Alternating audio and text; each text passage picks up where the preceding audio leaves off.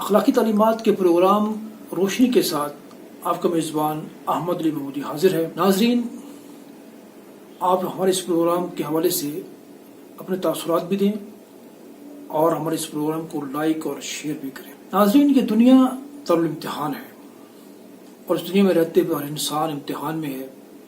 کسی کو اقتدار، محلات، دولت، شہرت، حسن اور جوانی دے کر آزمایا جا رہا ہے، تو کسی کو غربت و افلاس کی چکی میں پیس کر اور چند گز کی جھونپڑی دے کر آزمایا جا رہا ہے۔ بعض ایسے لوگوں کو بھی دیکھا ہے کہ جن کے پاس تن ڈھانپنے کے لیے کپڑے، پیٹ بھرنے کے لیے روٹی اور سر چھپانے کے لیے جھونپڑی بھی نہیں ہوتی۔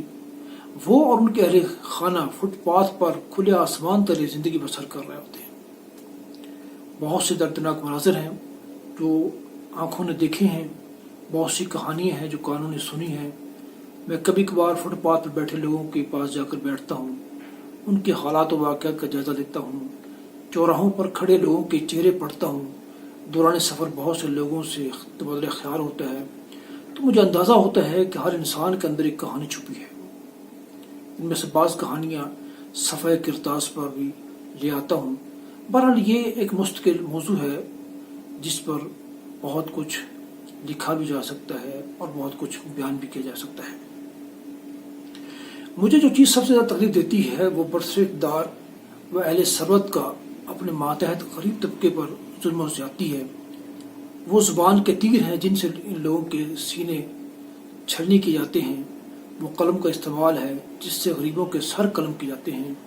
اقتدار اور دولت کے نشے میں آ کر غریب لوگوں کے روشن چولے بجھا دیے جاتے ہیں، ان کے بچوں سے نوالا چھین لیا جاتا ہے، ان کے لیے اس دھرتی پر جینا دوبر کر دیا جاتا ہے۔ غریب بدلہ تو نہیں رہ سکتا، ہاں اس کی آنکھوں سے نکلنے والے آنسو، زبان کی سسکیاں اور دل کی آہیں ضرور عرش کو ہلا دیتی ہیں، اور اس کے جواب میں ظالموں کے دماغوں پر جن پر اقتدار اور دولت کا نشہ چھایا ہوتا ہے کوڑے برستے ہیں۔ ذرا اپنے ارد گرد نظر دوڑائیں اور دیکھیں تو آپ کو بہت سے ایسے کردار نظر آئیں گے کہ فلاں صاحب بڑی اعلیٰ پوسٹ پر تھے اور آج فلاں بڑے صاحب ثروت تھے اور آج ان کا دماغی توازن درست نہیں ہے، وہ پاگل ہو چکے ہیں۔ کئی لوگوں کی بیویاں اور اولادیں پاگل ہو چکی ہیں، گھروں کا امن و سکون تباہ و برباد ہو چکا ہے، ان کے اہل خانہ ان سے تنگ آ چکے ہیں، کئی لوگ لا علاج امراض مبتلا ہو چکے ہیں، پیسہ ہے مگر علاج نہیں ہے، در در کی ٹھوکریں کھاتے پھرتے ہیں۔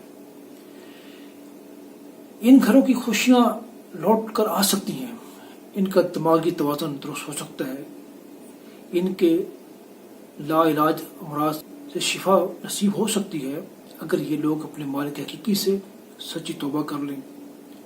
صرف توبہ ہی نہیں، اس کے ساتھ ساتھ یہ بھی انتہائی ضروری ہے کہ جن پر مظالم ڈھائے ہیں ان کی خدمت میں حاضر ہو کر انہیں راضی کیا جائے اور ان سے اپنے مظالم کی معافی طلب کی جائے۔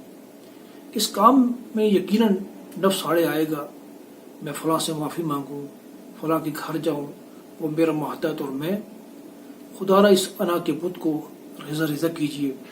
اس سے حقیقی روحانی خوشی، رب کی رضا اور خاتم بالخیر جیسی عظیم نعمتیں حاصل ہوں گی۔ اس کے علاوہ خوشیوں کے حصول، امن و سکون اور لا علاج امراض سے شفا یابی کے سب ذرائع افس بیکار اور لا حاصل ہیں۔